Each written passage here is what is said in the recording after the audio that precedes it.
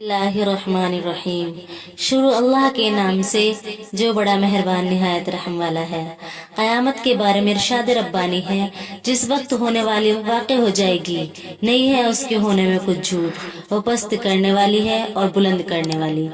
क़यामत के रोज़ आमाल के एतबार से फ़र्क मुरातिब होगा और छोटाई बड़ाई का मयार नहीं, नेकी और बदी होगी।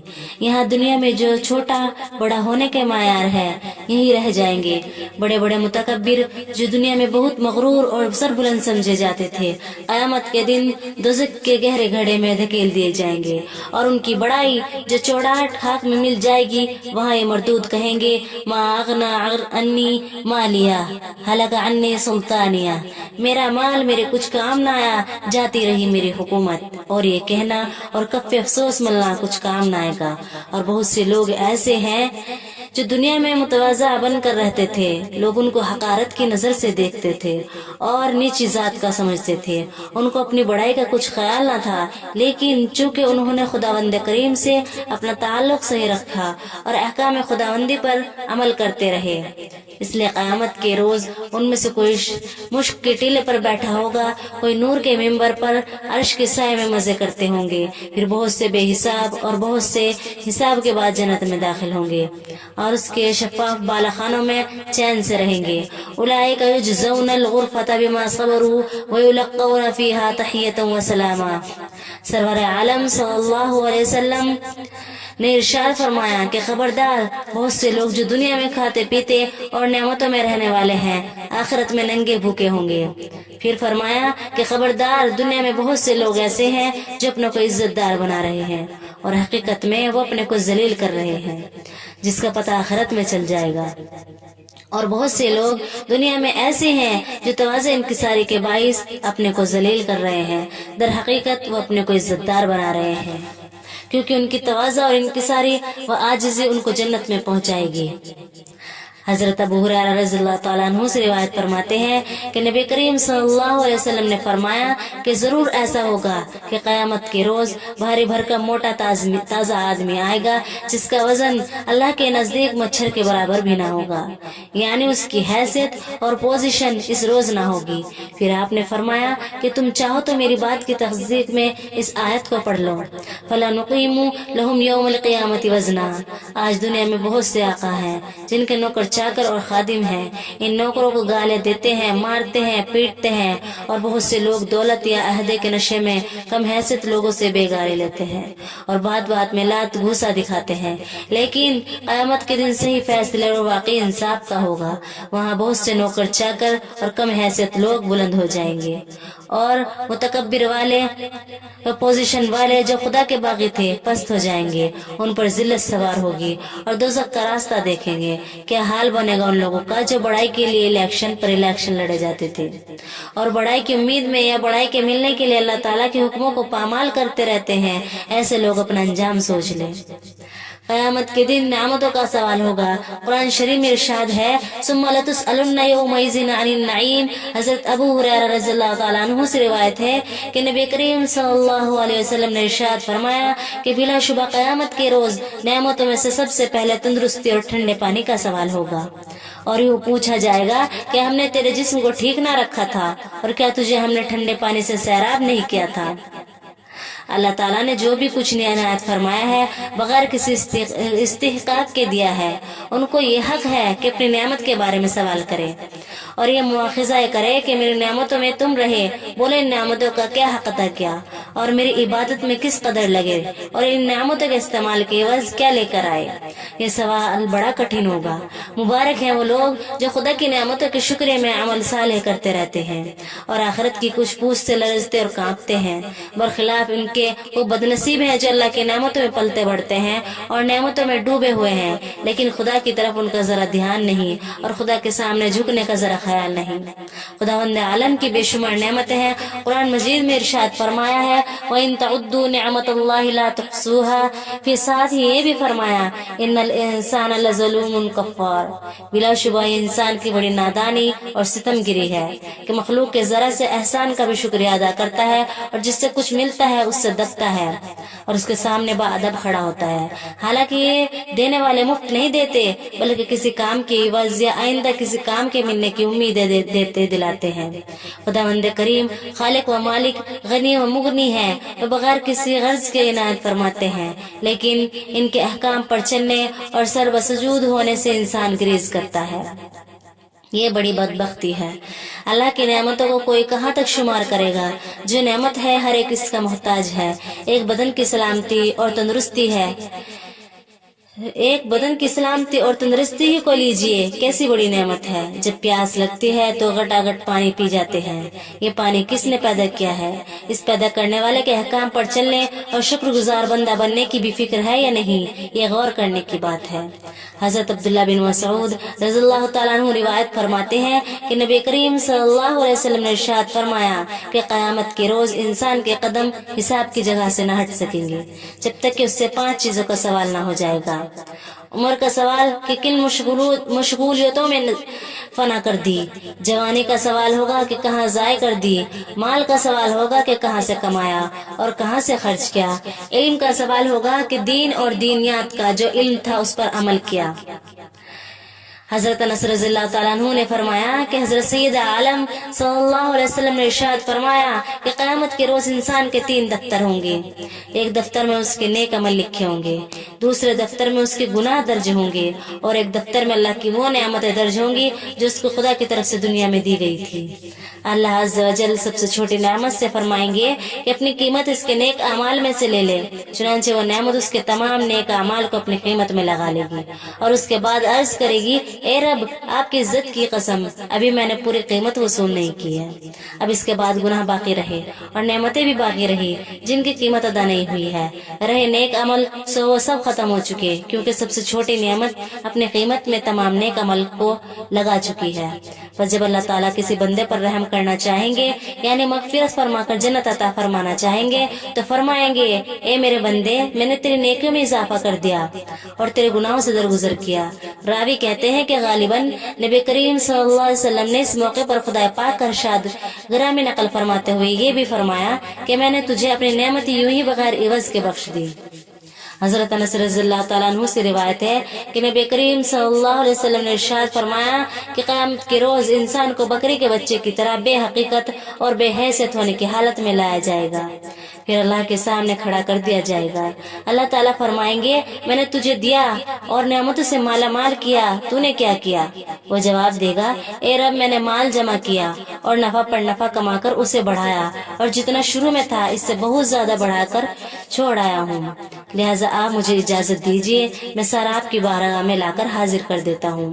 ارشاد ربانی ہوگا، یہاں سے واپس جانے کے قانون نہیں ہے، جو پہلے سے یہاں بھیجا تھا وہ دکھاؤ۔ اس فرمان کے جواب میں وہ پھر وہی کہے گا کہ اے رب میں نے مال جمع کیا اور نفع پر نفع کما کر اسے بڑھایا، اور جتنا شروع میں تھا اس سے بہت زیادہ بڑھا کر چھوڑ آیا، بس مجھے واپس بھیج دیجیے، میں سارا مال لا کر آپ کی بارگاہ میں حاضر کر دیتا ہوں۔ الحاصل وہ یہی جواب دے گا، اور چونکہ کچھ پہلے سے وہاں کے لیے اس دنیا سے نہ بھیجا تھا، لہٰذا وہ نتیجہ کے طور پر ایسا شخص نکلے گا جس نے ذرا خیر اپنے لیے پہلے سے نہ بھیجی تھی، چنانچہ اس کو دوزخ کی طرف روانہ کر دیا جائے گا۔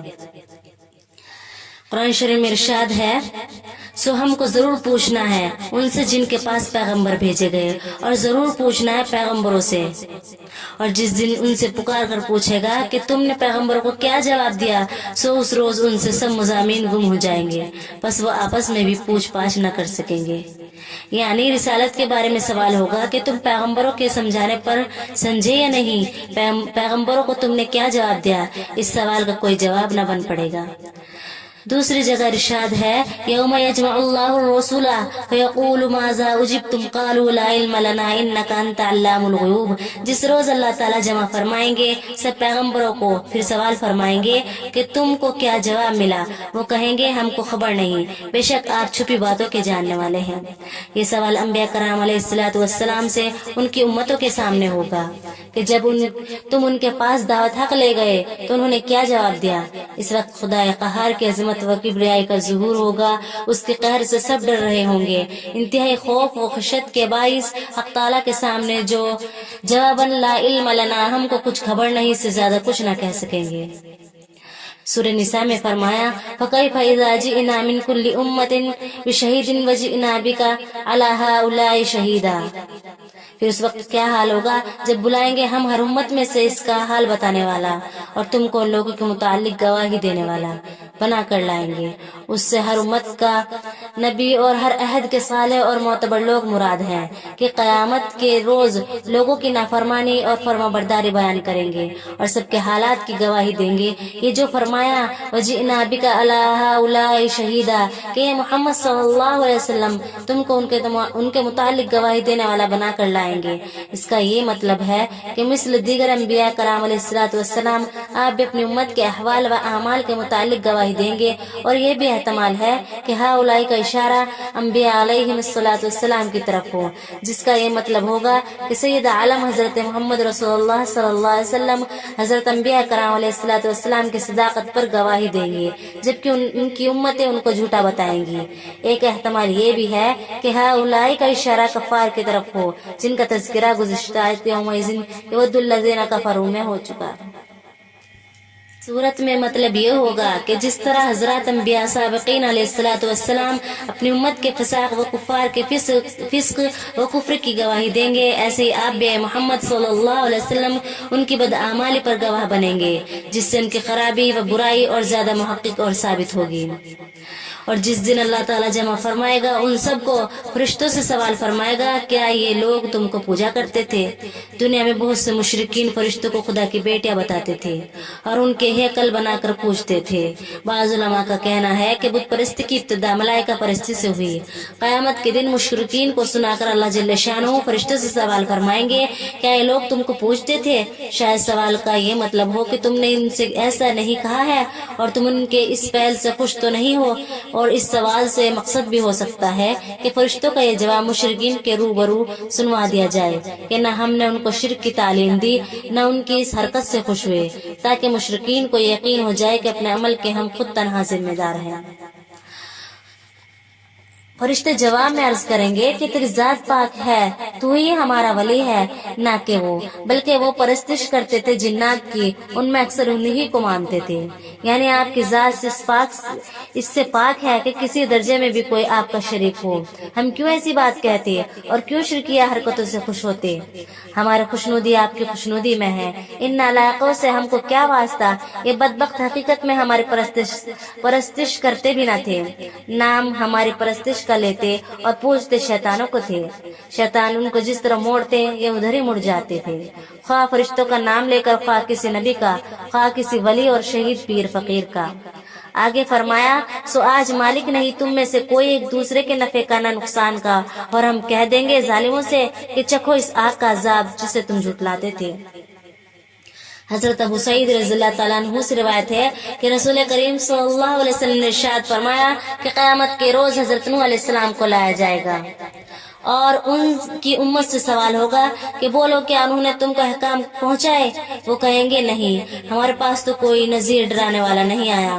اس کے بعد حضرت نوح علیہ السلام سے پوچھا جائے گا کہ تمہارے دعوے کی تصدیق کی گواہی دینے والے کون ہیں؟ وہ جواب دیں گے کہ حضرت محمد صلی اللہ علیہ وسلم اور ان کے امتی ہیں۔ یہاں تک کہ واقعہ نقل کرنے کے بعد حضرت سید عالم صلی اللہ علیہ وسلم نے اپنی امت کو خطاب کر کے فرمایا کہ اس کے بعد تم کو لایا جائے گا اور تم گواہی دو گے کہ بے شک حضرت نوح علیہ السلام نے اپنی قوم کو تبلیغ کی تھی۔